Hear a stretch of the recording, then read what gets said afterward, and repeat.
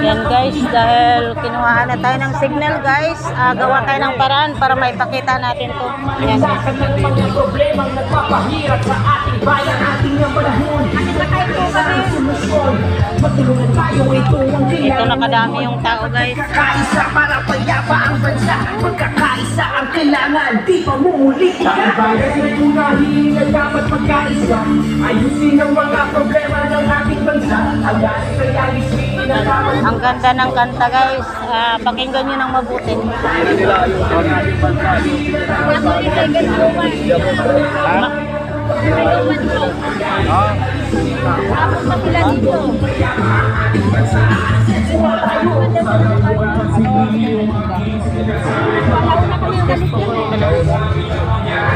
Uy, ba't tayo tatawid?